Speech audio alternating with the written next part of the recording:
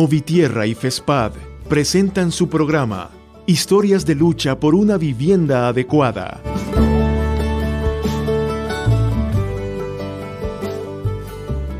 Muy buenos días, ¿qué tal amigos y amigas? Es un gusto poder estar con ustedes. Damos inicio a una serie de 3 programas de la Fundación de Estudios para la Aplicación del Derecho y el Movimiento por la Defensa de la Tierra de El Salvador, Movitierra. Este será un espacio para conocer sobre experiencias, retos, historias de vida y demandas a las entidades correspondientes en torno a la temática de la tenencia de la tierra, esa lucha que aún persiste por acceder todos y todas a una vivienda adecuada. Y precisamente para hablarnos de este tema se encuentra con nosotros Maritza López de la comunidad Emanuel de Santa Ana, Leticia Flores de la Costa del Sol de San Luis La Herradura y Teresa Hernández de FESPAD. A las 3 les damos la bienvenida. Muchísimas gracias. Muchísimas gracias. Gracias. De estos movimientos también usted puede seguir la pista a través de redes sociales a ambas organizaciones, a FESPAD y Movitierra. Movitierra puede encontrarla en Facebook como Movitierra El Salvador y en Twitter como El Movitierra. El correo electrónico es movitierraelsalvador@gmail.com. Si desea seguir a FESPAD, puede hacerlo a través de Facebook en Fundación de Estudios para la Aplicación del Derecho. Ahora que conocemos las redes sociales, vamos a entrar ya en materia, ya en la esencia de este programa, las historias de lucha por una vivienda. La lucha por el derecho a una vivienda adecuada sigue presente en el país. ¿Y qué avances hay en este tema, licenciada Hernández? ¿Y cómo se ha acompañado a las comunidades a la búsqueda o goce de este derecho? Sí, buenos días. Nuevamente muchas gracias, ¿verdad? ISUCA. Estamos aquí pues acompañando al Movimiento por la Defensa de la Tierra, Movitierra, ¿verdad? Sujeto social que viene luchando desde hace alrededor de 12 años y estamos siempre acompañando la situación de inseguridad jurídica de la tierra. Hablamos del derecho a la vivienda adecuada, la cual tiene varios elementos, ¿verdad? Asequibilidad, ¿verdad? Que debe de ser de un costo accesible y uno de los elementos es precisamente la seguridad de la tierra en que se habita, ¿verdad? En nuestro país hay un déficit de vivienda, ¿verdad? Que lo podemos ver en la encuesta de 2019 de la DIESTIC, ¿verdad? Donde está el déficit de 58,000 viviendas. ¿Y esto dónde se ubican? Obviamente en nuestras zonas rurales, ¿verdad? Porque son las comunidades donde no tienen agua, no tienen servicios básicos. Y como decimos, ¿cómo es posible si está en un mandato constitucional? Lo que pasa es que en el artículo 119 de la Constitución dice que la vivienda adecuada se declara de interés social, solamente. Entonces, por eso es que en el marco normativo ya de ley secundaria solo están las funciones de los entes llamados a proteger, ¿verdad? De parte del Estado, ¿verdad? Claro. El actual del Ministerio de Vivienda, del Instituto de Legalización de la Propiedad, de FONAVIPO y de Fondo Social de Vivienda. Es así de que solo lo vemos protegido desde las personas que tienen recursos para poder accesar a los programas, pero no así a las personas de los sectores empobrecidos, ¿verdad? De los sectores de que inclusive en este periodo de la pandemia del COVID-19 hemos visto como muchas familias han tenido que dejar sus casas porque no pudieron pagar el alquiler. Y eso de que les iban a esperar no se ha dado. Así de que, ¿qué han tenido que hacer? Buscar lugares donde hay un espacio. Así que esos espacios, ¿dónde están? En muchos son de tierras del Estado. Y en cuanto a esto, ¿es el tema realmente de la vivienda adecuada para todos y todos un tema que forme parte de la agenda nacional? Bueno, sí, una pregunta que si usted ve en las redes, podría decirse que sí. Uh-huh. Pero si usted ve en la normativa, ahí sí estamos con muchas dudas. Primero, porque se contaba con una política nacional de vivienda, ¿verdad? Que abarcaba inclusive hasta después del 2019. Esa política nacional que es de Estado no es retomada por este nuevo gobierno, no es implementada. Por lo tanto, ahorita no contamos con una política. Se cuentan con lineamientos que desde el mismo Ministerio de Vivienda tiene, ¿verdad? Eso significa que no sabemos cuál es el rumbo que como país tenemos y desde el Estado para proteger el derecho a la vivienda adecuada. No tenemos una ley especial de vivienda de interés social, como se ha venido en varios sectores y comunidades pidiendo, ¿verdad?, una ley especial de vivienda de interés social. No se cuenta y repito, solamente está a nivel de los programas y funcionalidad de los entes que el Ministerio de Vivienda rige. Así de que si hay un vacío, ¿verdad?, el cual consideramos que en un artículo no está debidamente desarrollado, a pesar que el marco internacional, sí, en la Declaración de Derechos Humanos, en el Pacto Internacional de Derechos Económicos, Sociales y Culturales, y sobre todo las observaciones especiales, la número 7 y 14, que dice todo lo que debe de tener una vivienda, el derecho a la vivienda adecuada. Así que lo tenemos como derecho humano, pero como derecho fundamental en la Constitución no está debidamente protegido. Ok. Y en cuanto a ese decreto legislativo número 23, que es la ley especial para la garantía de la propiedad y posesión regular de inmuebles, ¿nos puede comentar de una forma breve qué avances ha habido en cuanto a la derogatoria de este decreto 23 del año 2009, que entre otras cosas plantea mecanismos para desalojos forzados? En el 2009 se dio realmente la aprobación de esta ley en un madrugón, como se le llama. Sí. Realmente fue un asalto a la buena voluntad de la población. Es una ley que más que proteger a las comunidades, protege a ese propietario, ¿verdad? Ya sea público, ya sea privado. Y la afectación principal es que, a diferencia de un procedimiento penal donde hay etapas y que pueda la persona aportar pruebas de que yo tengo tanto tiempo viviendo ahí, límites tal, este procedimiento se da en 12 días. Desde que interponen la demanda, hay una sola audiencia. Si no llevan pruebas, ahí queda todo y queda aprobado la petición de la parte demandante. Entonces, en 12 días, un juez de paz puede decretar desalojo. Y esto lo hemos vivido para una familia, para 5 y hasta para comunidades enteras. Entonces, esa es la afectación que se tiene y por eso se pide derogarlo, porque violenta principios procesales constitucionales para proteger a la persona demandada. La figura que se utiliza es peyorativamente eso, invasores. No son personas con necesidad de vivienda, de posesión, sino que invasores. Esa misma tipificación está en el Código Penal, ¿verdad? Como un delito. Pero el Código Penal, a diferencia, tiene etapas procesales en la cual podemos aportar pruebas. En este no, ¿verdad? Así que en 12 días se puede decretar un desalojo y ese es el nivel de afectación.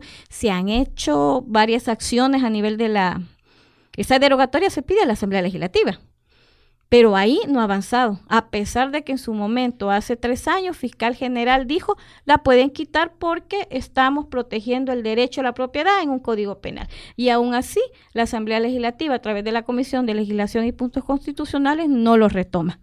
No vemos interés por quitar ese decreto.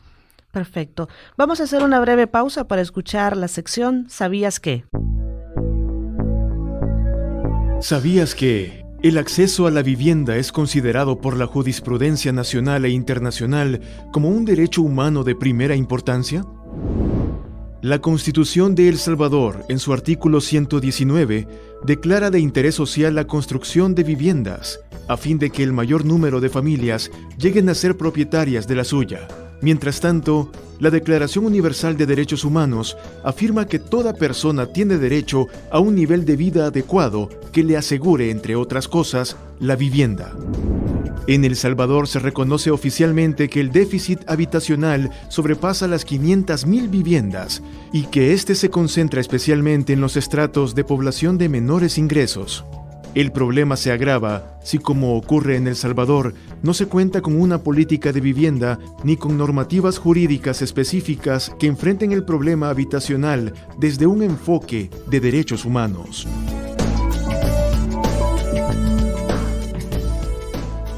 Recuerde que usted sintoniza Historias de Lucha por una Vivienda Adecuada, el primero de 3 programas de la Fundación de Estudios para la Aplicación del Derecho, FESPAD, y el Movimiento por la Defensa de la Tierra de El Salvador, Movitierra.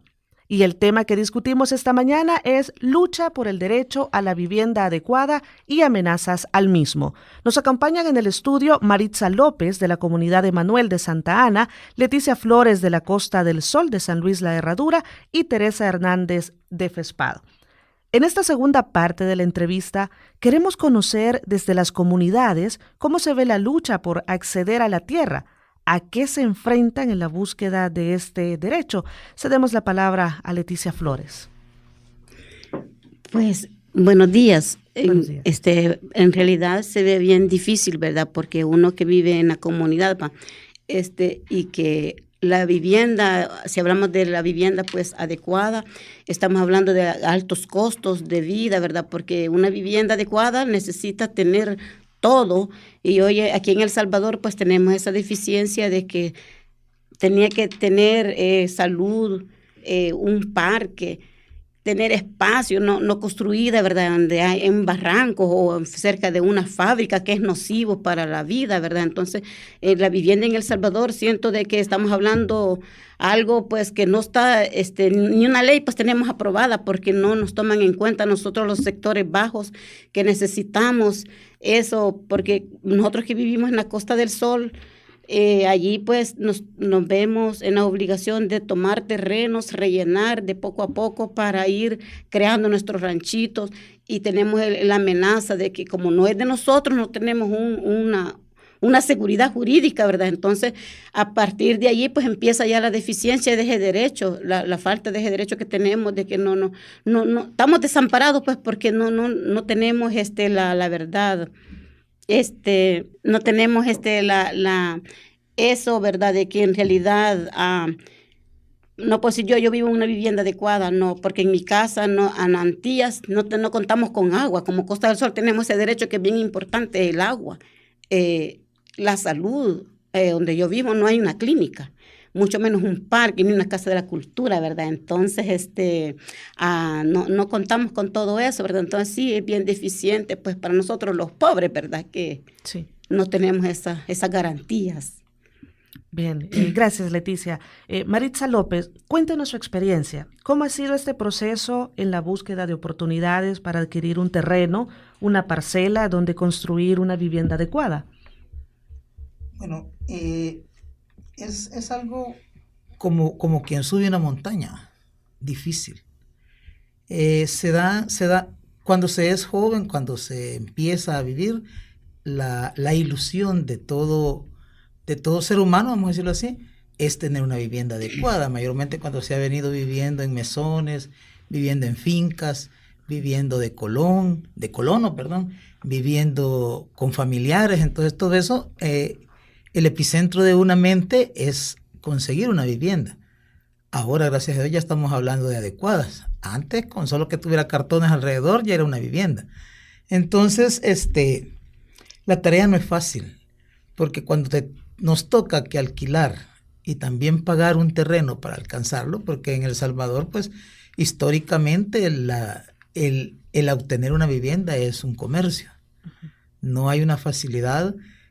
Las personas que vivimos y trabajamos en el sector mal llamado informal, que no tenemos garantías de nada, solamente de trabajar las 24 horas por un mísero sueldo de ganancia del día, entre esos los vendedores, los extinguidos joyeros, los extinguidos zapateros. O sea, cada vez son más los del sector informal, porque todas las pequeñas empresas que existían en el pasado se vinieron abajo. Entonces, cada vez, en vez de hacer más fácil el poder obtener una vivienda adecuada o el poder obtener un terreno o dónde hacer una casa, cada vez fue más difícil. Entonces, en mi propia experiencia, yo he tenido muchas opciones, he buscado 1000 maneras de poder pagar un terreno, de poder pagar una casa.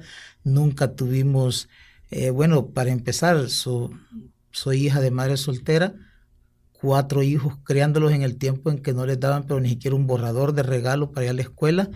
Difícil sacar una profesión. Entonces se llega al momento en que cuando creces, lo único que queda es seguir el mandato de, aquí está el canasto y sigamos adelante. Entonces, desde el canasto, alcanzar una vivienda adecuada en El Salvador es imposible. No hay una ley que diga o que apoye a ese sector para poder obtener una vivienda. Entonces, lo único que queda es buscar un espacio vacío, donde meterse, donde hay otro grupo también lo mismo, donde otros dicen, bueno, ¿y estos cómo es que tienen ahí ese pedazo? Si esto está más peor que yo, va, por lo menos yo salgo a vender y estos no. Entonces, empieza la moda que se vino dando desde ya hace más de 50 años quizás, de empezar a agarrar terrenos abandonados por el Estado. Terrenos que no tenían importancia para el Estado, se reúnen las familias, lo ven, se organizan, hacen tomas y empieza el debate contra el gran monstruo del sistema. Entonces, podríamos decir de que esa situación se vive a nivel nacional y aún extrafronteras. Se llega el momento en que prácticamente se aprovechan de todo, los políticos se aprovechan de ese grupo de gente, ofreciéndoles cubrir sus necesidades a través de que les den el voto. Y pasan años y años y años y pasan políticos tras otros, presidentes tras otros, partidos políticos en diferentes posesiones del Estado, pero nadie se vuelve a acordar de ese tipo de personas, solamente cuando quieren desalojarlas. En los tiempos en que yo vivo en una comunidad en Santa Ana, tenemos 14 años de estar ahí. Esto se dio a través de la erupción del volcán Laylamatepec y la tormenta tropical Stan. Unas familias por privacidad, porque estar en un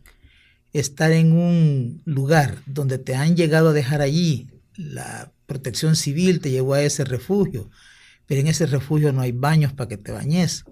Y si hay servicios sanitarios está bien, pero llevan 60 personas, 70, y hay 4 o 5 servicios. Y entonces tenés que hacer unas cobijas para poder asear tu cuerpo. Y en algunas de esas escuelas ni siquiera agua hay. Uh-huh. Entonces, ahí se reunieron unas familias, estando en el gimnasio de allá de Santa Ana, se reunieron unas familias y dijeron que conocían un espacio, que habían trabajado en el Ministerio de Obras Públicas haciendo una carretera, una calle, y que conocían un espacio donde había un montón de tierra y que era del Estado y que no la utilizaban. Se fueron a sentar ahí. Luego todos los mesones que habían votado para empezar a hacer los metrocentros y hacer todos los comercios que han hecho en Santa Ana, llegaron ahí también. La historia, se podría decir, llega a un momento en el que de 40 familias se pasa a 464. Eso es la comunidad de Manuel. Pero a nuestro alrededor existen un montón de asentamientos. Uh-huh. Hace poco decía en una reunión la señora alcaldesa de que Santa Ana se llevaba el número 1 en tomas. Y la respuesta fue fácil, era cierto. Santa Ana se acabaron los cafetales, decía que los colonos se quedaron sin casa. Porque cuando empezaron a lotificar, nunca dijo el patrón, me sirvió durante 4, 5, 6, 7 décadas, entonces le vamos a dejar un pedacito. Lotificó y afuera el colono, con todo y su familia. Aparte de eso, se acabaron los beneficios. O sea, los lugares donde se recolectaba café, se limpiaba y todo eso. Prácticamente las fuentes de trabajo fueron hacia abajo. Los que tienen su dinero, pues no sintieron eso. Los que lo sintieron son los trabajadores de la finca. Entonces Santa Ana se pobló la ciudad y ya no habían mesones, ya no habían apartamentos, ya no había nada. Entonces esa es una respuesta al hecho del por qué todos estos asentamientos sin legalidad, todos estos colonos que se quedaron aún, han habido fincas. Hace poco hubo un desalojo ahí en Santa Ana, no me acuerdo cómo se llamaba la comunidad, Islán, ¿cómo se llamaba? Islán se llamaba.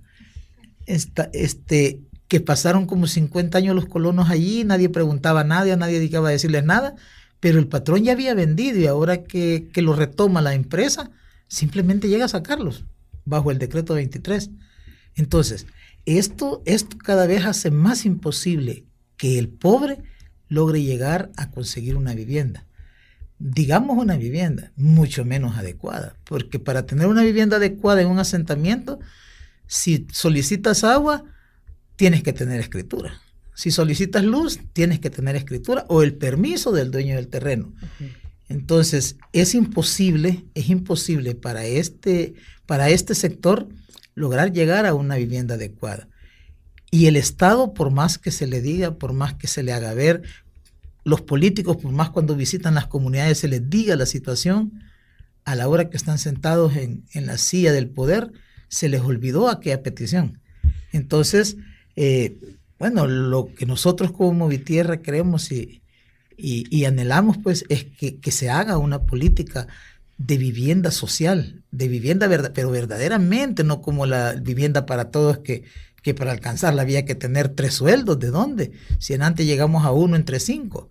Entonces, el objetivo para nosotros sería alcanzar verdaderamente la vivienda adecuada, pero una política que nazca en el Estado, que garantice que no solamente vamos a solucionar el problema para que dejen de molestar, solucionemos el problema a tal comunidad, o démosles un decreto aunque no les hagamos caso, como sucede en varias situaciones. Te dan un decreto para que te quedes callada y tranquila y te quedes sentada en tu casa esperando a ver si te lo van a hacer, pero nunca se desarrolla el decreto. Entonces, todo eso es una lucha constante de día a día. Perfecto. Ya para finalizar con la entrevista, licenciada Hernández, ¿cuáles son los retos que en materia de vivienda se plantean para el país? Bueno, lo podemos enfocar desde un reto de marco normativo, como ya lo decíamos, ¿verdad? De tener a nivel constitucional, y eso significa que los órganos del Estado se pongan a legislar o a hacer una reforma a petición de las organizaciones sociales para poder tener el derecho a la vivienda y poder establecer en la Constitución. Eso conllevaría tener un marco, o iniciamos por tener una ley general de vivienda de interés social, como se ha venido pidiendo desde las organizaciones sociales, y repito, no ha sido retomada este punto en la Asamblea Legislativa, ¿verdad? Eso conllevaría a que el Estado tuviera los mecanismos establecidos legalmente para poder construir una política nacional con ese marco. Ahora, repito, no hay una política nacional así propiamente dicha, ¿verdad? Solo hay lineamientos que tienen las instituciones, pero ¿por qué? Porque no se tiene un marco normativo que regule el funcionamiento del Estado. Otro reto sería, entonces, aparte de lo normativo, ¿verdad? Que se piense realmente en cómo bajar ese déficit de vivienda que ya lo hemos señalado, y que tome en cuenta a esos sectores empobrecidos en los programas, ¿verdad? Entonces, si lo vemos hacia arriba, tomar en cuenta a esos sectores. Desde arriba de las leyes, pues contar con el marco normativo que permita también a las organizaciones hacer su exigibilidad. Bien, vamos a escuchar más voces de esas personas que no desisten de su lucha por lograr obtener una vivienda adecuada, a pesar de los obstáculos que en el día a día se presentan y que muchas veces han puesto en peligro sus vidas. La lucha por la tierra, por una vivienda adecuada, tiene nombres, rostros, tiempos, esfuerzos de comunidades que se entrelazan y se mantienen firmes.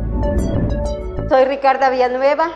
Vivo en Antiguo Cuscatlán, pertenezco a la comunidad Buenavista Jehová Jireh, antes mencionada La Cuchilla. Hemos estado trabajando a lo largo de muchos años para poder lograr la legalización de las tierras.